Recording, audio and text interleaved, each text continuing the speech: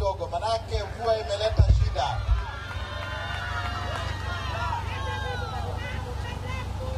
Wassalamu alaikum wa rahmatullahi ta'ala wa barakatuh.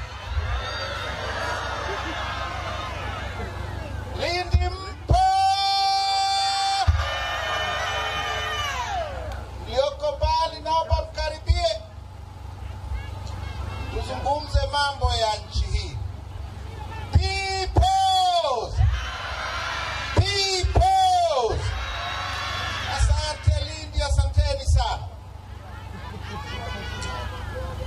Nimefurahi kuwaona tena. Mara ya mwisho tumefanya mkutano wa hadhara hapa, nilikuwa nagombea urais mwaka 2020. Na hiyo peke yake inathibitisha kwamba sisi hatuogopi uchaguzi. Huyo anayefikiria tunaogopa uchaguzi ajue tu kwamba sisi hatuogopi uchaguzi. Tumeshashiriki kwenye chaguzi nyingi za nchi hii. Sasa leo nataka tuzungumze habari ya uchaguzi, ndugu zangu, kwa sababu hii habari ya uchaguzi ina maneno mengi sana, na ni sawasawa iwe na maneno mengi. Ni sawasawa habari ya uchaguzi iwe na maneno mengi, kwa sababu viongozi unaowapata kwenye uchaguzi wanategemea namna uchaguzi wenyewe ulivyo. Uchaguzi ukiwa wa hovyo, utapata viongozi wa hovyo, na ukipata viongozi wa hovyo, mwananchi hakuna atakaye kutetea. Na nyie hili wananchi wa Lindi mnalifahamu sana. Ndio maana ya maneno ya Mheshimiwa Heche hapa kwamba mkoa wenye rasilimali kama huu, wenye gesi asilia, wenye korosho, wenye ufuta, wenye bahari ya Hindi, inakuwaje uwe mojawapo ya mikoa maskini katika nchi hii? Ni kwa sababu ya aina ya uongozi tunaoupata kwenye chaguzi zetu. Kumbukeni maneno tuliyokuwa tunaambiwa tulipokuwa wadogo. Sisi tuliokuwa wadogo miaka ya 70, tulikuwa tunaambiwa na Nyerere, ili tuendelee tunahitaji vitu vinne. Tunahitaji watu tunao, tunahitaji ardhi tunayo kubwa, tunahitaji siasa safi, tunahitaji uongozi bora. Hiyo ndio ilikuwa maneno ya miaka ya 70 ya Mwalimu. Hatujai kuwa na shida ya watu, hatujai kuwa na shida ya ardhi na rasilimali. Miaka yote tumekuwa na shida ya siasa safi na shida kubwa ya uongozi bora. Na hiyo inatokana na aina ya chaguzi zetu. Wanataka tuzungumze habari ya bila mabadiliko hakuna uchaguzi. Nitazungumza kwa kutumia mifano ya Lindi ya kwenu, kwa sababu nikitumia mifano ya Dar es Salaam mnaweza mkanihoji kwa nini utumie ya Dar es Salaam, inatuhusu sisi nini? Nitatumia ya Lindi. Ndugu zangu, hapa tulipo, nyie wananchi wa Lindi, hapa mlipo, hii Lindi ina mitaa 117. Katika hiyo mitaa 117 ya mji wa Lindi, chama cha ACT kina mwenyekiti mmoja tu wa mtaa.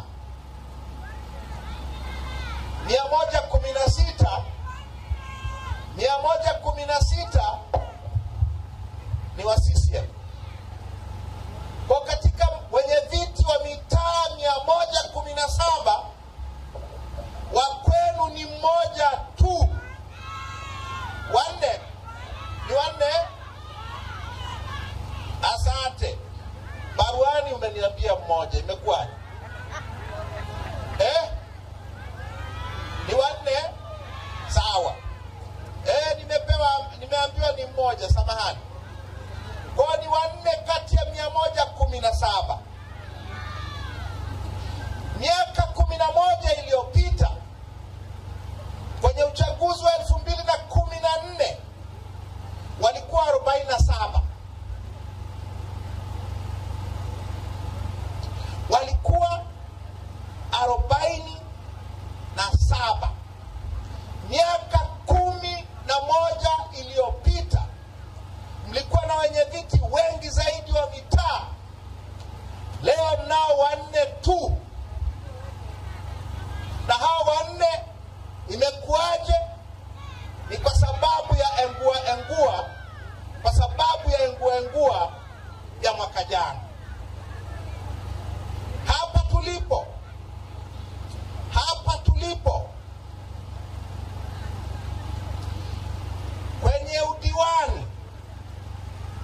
kwenye udiwani, hii halmashauri ya Lindi mjini ina diwani mmoja asiyekuwa wa CCM kati ya madiwani 20. Miaka 10 iliyopita, mwaka 2015 kulikuwa na madiwani 9 kati ya 20. Leo yuko mmoja tu, na hiyo inatokana na vurugu za uchafuzi mkuu wa 2020.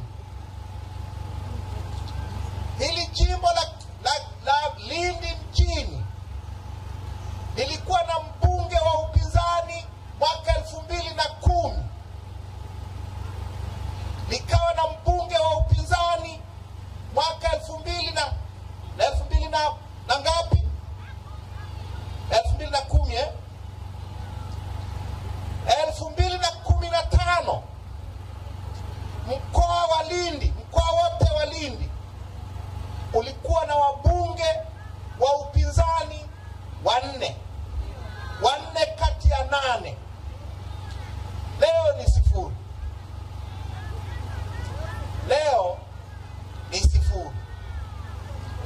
Na ni 0 kwa sababu ya vurugu za 2020. Maana yake ni nini, ndugu zangu wa Lindi mjini? Maana yake ni kwamba kwenye mitaa yenu yote isipokuwa 1 au 4, kwenye mitaa yenu yote hamna mtu wa kuwasemea isipokuwa wale 4. Wakiongeza ushuru wa maandazi mnayouza, hakuna wa kukemea kwa sababu wenye viti karibu wote ni wakwao. Wakiongeza ushuru kwenye biashara zenu zingine, hakuna wa kuwakemea kwa sababu baraza la madiwani lote isipokuwa 1 ni la CCM. Wakiongeza kodi na tozo na wapi bungeni, hakuna wa kukemea, hakuna wa kuzuia, kwa sababu bunge lote karibu ni bunge la CCM. Kwa hiyo hatuna watetezi, hatuna mtu wa kututetea kwenye bunge, hatuna mtu wa kututetea kwenye halmashauri, kwenye baraza la madiwani, hakuna mtu wa kututetea kwenye mitaa. Hakuna. Tuko peke yetu. Na kama tuko peke yetu na Mungu wetu, maana yake ni kwamba tunaonewa kweli kweli. Wakulima wa mkoa huu wanaolima ufuta na wanaolima korosho wanakutana na kitu kinaitwa stakabadhi ghalani. Au nakosea? Stakabadhi ghalani, kila mkulima wa nchi hii anajua ni wizi mtupu. Wizi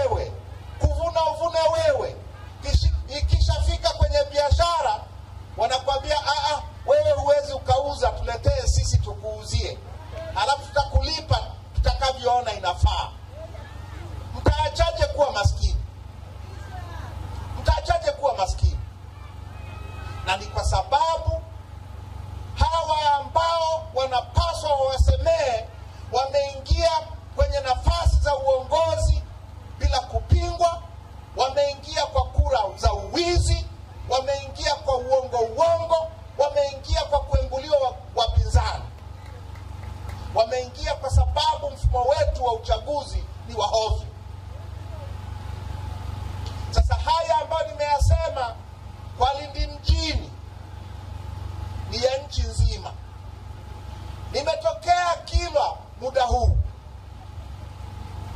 Kilwa mwaka 2014, Kilwa Kivinje walishinda mitaa 21 kati ya mitaa 21 ya mji mdogo wa Kilwa Kivinje.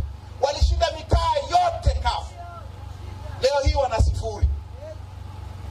Ukienda Kilwa Masoko penye mitaa 9 mwaka 2014, miaka 11 iliyopita, kafu walishinda mitaa yote 9. Leo wana 0. Vijiji ni 0. Makata ni 0 madiwani na wabunge ni 0. Mnaachaje kuletewa mambo ya hovyo? Na yote hii ni kwa sababu mfumo wetu wa uchaguzi ni mfumo wa hovyo. Nimeambiwa hapa huyo aliyeshinda udiwani hapa 2020 alishinda kwa sababu ni mshenga wa mkurugenzi wa mji wa Lindi. Mshenga. Wao akaonewa huruma na nani? Na huyo jamaa aliyemtafutia mke. Sasa uchaguzi wa aina gani huo? Sasa ndugu zangu, shida ni nini? Shida ni nini? Shida ni kwamba mfumo wetu wote wa uchaguzi ni mfumo wa CCM. Katiba imetengeneza tume ya uchaguzi, imeitengeneza ki-CCM. Inateuliwa na rais, rais ni mwenyekiti wa CCM, anateua ma-CCM wenzake. Wakurugenzi wanaosimamia chaguzi huku majimboni ni wateule wa rais, na rais ni mwenyekiti wa CCM, kwa anateua ma-CCM wenzake. Ukienda chini kwenye kata, wanaosimamia uchaguzi wa diwani ni ma-CCM watupu. Kwenye uchaguzi wanaosimamia kwenye vituo huku vijijini na mitaani, walimu, manesi, watu gani, wote ma-CCM. Ndio maana kwenye uchaguzi sasa haiwezekani tena kushinda. Ndio maana hizi 0-0. Kwa tunapozungumza habari ya mabadiliko, tunazungumza habari ya kubadilisha huu mfumo wa ki-CCM kutoka juu mpaka chini na kuweka mfumo ambao ni huru. Tume ya uchaguzi iwe ya watu wasiomtegemea rais kwa maisha yao. Wasimamizi wa uchaguzi wa majimbo wanaotangaza wabunge wawe ni watu wasiomtegemea rais kwa maisha yao. Hawa wanaosimamia chini kwenye udiwani, kwenye wenyeviti wa mitaa na vijiji, wawe ni watu huru wasioitegemea CCM kwa riziki zao. Tunapozungumza mabadiliko ya mfumo, la kwanza ni hilo. La pili, ndugu zangu, tuna ugonjwa mkubwa kwenye chaguzi zetu wa kuengua wagombea wa upinzani. Na hili mnalifahamu sana. Umekuwa sasa ni ugonjwa wa kudumu. Tulifikiria ni ugonjwa wa Magufuli, tukafikiri tutapata ahueni baada ya Magufuli kufa. Ugonjwa huo umeongezeka ukali, sasa ni ugonjwa sugu. Mmeyaona mwaka jana chini ya Samia. Ugonjwa wa kuengua wagombea wa upinzani, na wanaoenguliwa ni wapinzani tu. Katika historia ya chaguzi za vyama vingi vya nchi hii, hakuna mgombea mmoja wa CCM amewahi kuenguliwa. Hakuna. Sasa hiyo inatokana na nini? Inatokana na sheria ya uchaguzi kuwa ni sheria ya kuwekea mitego wagombea badala ya sheria ya kuwezesha uchaguzi. Ukikosea kwenye picha, sheria inasema ukiwa mgombea uweke picha ya aina fulani. Ukikosea hiyo picha, umekwenda na maji. Hivi picha haiwezi karekebishwa. Huwezi ukaambiwa kapige picha nyingine. Ukikosea jina, umekwenda na maji. Hivi huwezi ukakosea kama umeandika jina vibaya. jina la chama. Ukigonga muhuri vibaya, umekwenda na maji wanakula kichwa. Hivi haiwezekani kuambiwa kapige muhuri sahihi. Haiwezekani. Na hii mitego ni mitego kwa ajili ya wapinzani. Mwaka jana hakuna aliyefanya makosa. Sio wengi waliofanya makosa, lakini walitengenezewa makosa na mkurugenzi na wakurugenzi nchi nzima na watu wao. Ndio maana wakaengua watu kwa maelfu. Sasa dawa ya ugonjwa wa kuengua wapinzani ni kubadilisha sheria. Sheria iseme mgombea hataenguliwa kwa sababu yoyote ile, isipokuwa tu kama hana sifa za kikatiba, kama hana sifa zilizowekwa kwenye katiba ya nchi. Haya makosa ya picha, makosa ya muhuri, makosa ya kuandika jina vibaya na makosa ya aina hiyo ni makosa yanayorekebishika. Sheria itamke hivyo. Sheria ikisema hakuna kuengua wagombea, huu ugonjwa utafutika. Tatizo la tatu ni tatizo la kura feki. Na nyie mnafahamu, mwaka jana wameandikisha watoto wa darasa la kwanza, wameenda kwenye daftari la wakazi, daftari lile la sensa, wameandikisha majina yote bila kuangalia hata umri. Ndani ya wiki moja wameandikisha watu milioni 31. Tanzania tunadanganyana nini? Sasa hawa wanaoandikishwa ambao hawana sifa, wengine marehemu, wengine hawapo, mnakuja kukutana nao siku ya uchaguzi. Siku ya uchaguzi kila polisi ana kibegi mgongoni, kila mwalimu ana kibegi mgongoni. Akija na baibu, amevaa baibu, ujue baibu ina mabegi kadhaa. Akiwa na kanzu, ujue hiyo kanzu ina mambo. Hivyo vibegi vimejaa kura feki, vimejaa kura za uongo. Halafu wanaondoa mawakala wa upinzani, wanajaza masanduku ya kura kwa kura feki. Mamilioni ya kura feki ili kuishindisha CCM. Tunahitaji daftari la kudumu la wapiga kura liandikishwe upya ili kuondoa mamilioni ya wapiga kura hewa ambao wameingizwa na tume ya uchaguzi kwa sasa.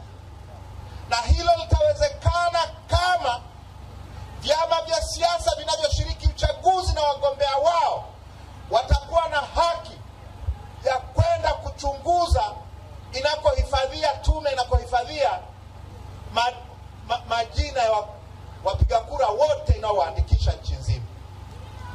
Maana yake tume inatuwekea majina ukutani, inaacha kuweka mamilioni ya wapiga kura hewa ambayo imewatunza kwenye seva za makompyuta yao. Kwa lazima tuandikishe daftari la wapiga kura upya, na vyama vya siasa na wagombea wapate access kwenye hii inakotunzia hizo rekodi zake. La nne, na hili mnalifahamu sana, vurugu dhidi ya wapinzani wakati wa kampeni. Tunafanyiwa vurugu sana. Tunafanyiwa vurugu na wasimamizi wa uchaguzi, tunafanyiwa vurugu na mapolisi, tunafanyiwa vurugu na ma-DC, tunafanyiwa vurugu na maafisa tarafa na wakuu wa mikoa, tunafanyiwa vurugu na watu wa usalama wa taifa. Ni vurugu dhidi ya wapinzani. Nataka hizo vurugu zikome. Wakati wa kampeni wapinzani wapate haki sawa ya kufanya kampeni kama wagombea wa CCM. La tano, swala la mawakala na matatizo yote yanayohusiana na siku ya upigaji kura. Kwenye chaguzi zetu, ndugu zangu walidi, mnafahamu, ikifika wakati wa kuweka mawakala,